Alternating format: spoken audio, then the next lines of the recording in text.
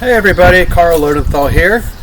In this video, we are going to go over the first three steps of what I like to think of as your pre-swing movements. So, three being your batting stance, your load, and your stride.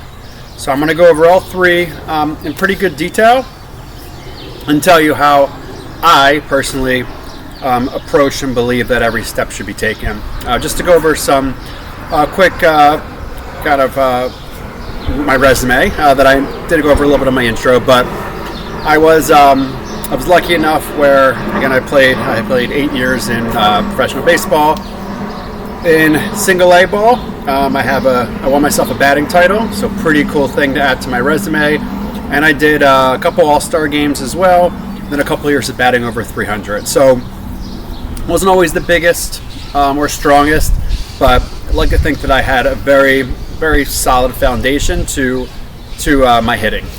Usually I was a top of the order, top third type hitter, but again, top third, bottom third, kind of interchangeable. Really just the goal there. I know it's a little different these days, but I truly believe the goal is just hard, solid contact. Get yourself on base for those middle of the order power hitters that, again, maybe have a little bit of a different approach, but really any hitter, in my mind, especially going up through your life, is having that solid foundation to a swing. So, step one, batting stance. Just to preface this by saying is that I don't believe, and I think most coaches will agree with me that have any type of experience, that there is no one best way, there is no one perfect batting stance. Go to any baseball game, you'll probably find at least 10 different batting stances among the two teams. So I think that's super important to remember, especially as a kid growing up, that there is no one best way. Most important thing is for you to be comfortable in the batter's box.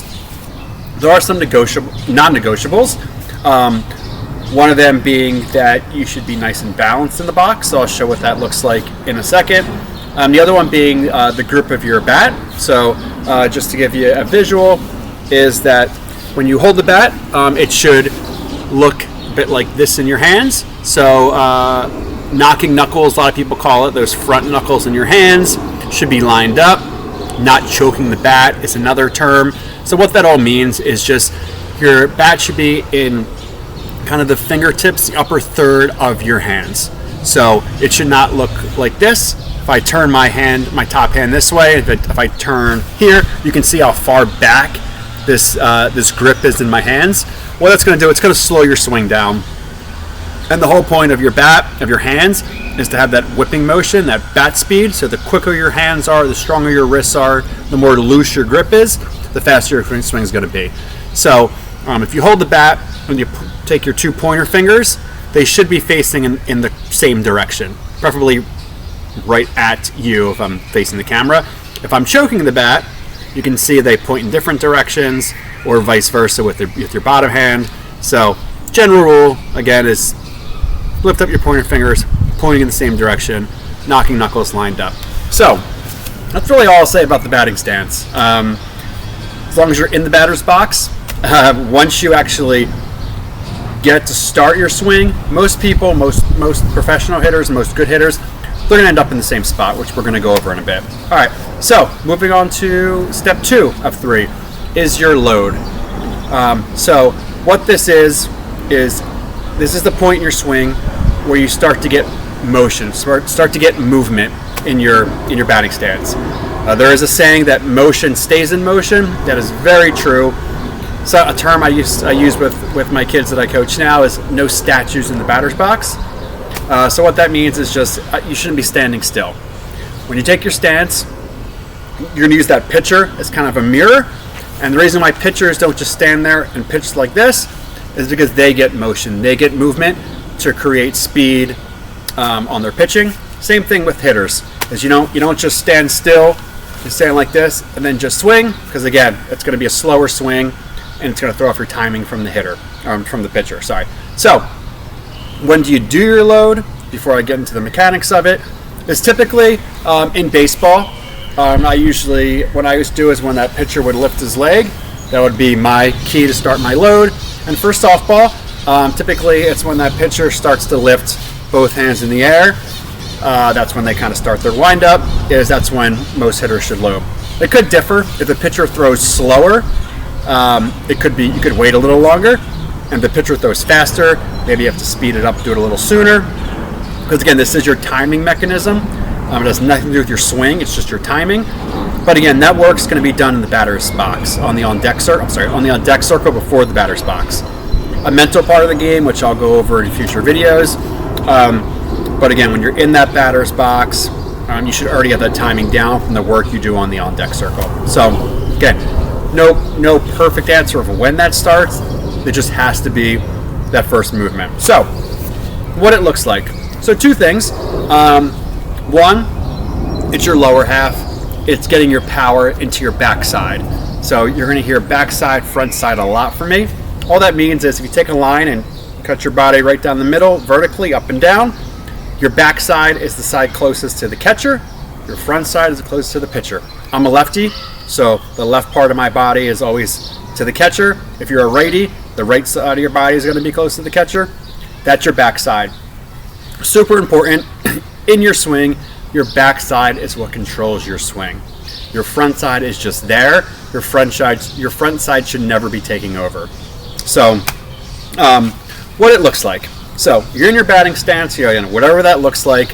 When that pitcher starts to get into their motion, in your first movement, it's a load. It's getting your weight back to the back side of your stance. So, if your batting stance, if you're 50-50 with your weight distribution, me personally, I'm more like 55-45, maybe 60-40. So you'll see here, I'll move back a little bit. When I go into my stance, and I take my stance, you can kind of see that my left leg is flexed. You can kind of see that muscle flexed here because my weight's a little bit shifted. I'm not 50-50 where I'm sitting on a chair. I got a little bit of weight back, but I'm not all the way yet. I got a little bit of weight back, so my load is I shift, so you can see a little bit of a shift where that front leg starts to straighten out, and then my left leg, my back half, you can really, I start to get that power loaded on my back muscle. I can't stress enough, that's your biggest muscle in hitting, is your backside quad. That big thigh, that big quad muscle. So if you're a lefty, it's your left. If it's your righty, it's your right. It's that back leg muscle. It's that back hip. And it's that back knee as you want to feel your weight shift. Just to dive into a little more is when I do this, and I'll kind of show you where this is when I shift my weight and I go here, is if I take a bat, I place it on the outside part of my knee. I know you can't see it from here, but it's on the inside part of my foot. I don't let my knee go outside. Once my knee goes outside my back foot, I lose all my power. I take this, I really keep it in. Another trick is you take your back foot, so again, lefties, left foot, righties, right foot. Take that back foot, that back toe, and you point it slightly towards the pitcher. So I'm not all the way, I kind of move all the way back, where I'm not all the way turned like this, but a little bit. You can kind of see how I turn, I kind of cheat, because I know on my swing, I'm going to be firing that back hip. So a little trick I always used to do in my batting stance is always start with my back knee kind of inside, and my back toe kind of just shifted a little bit, where it's not pointing towards the catcher or pointing straight ahead. It's actually pointing slightly towards that pitcher. All right, what that does is that gets my weight already on my backside. So now that's my lower half. My top half, that's what I like to describe it as. That umpire, he's got a little string and it's attached to my hands, and all he's doing is pulling the string back. That's it. So small little slight movements. I don't bar my arm all the way out. I don't wrap my barrel around my head.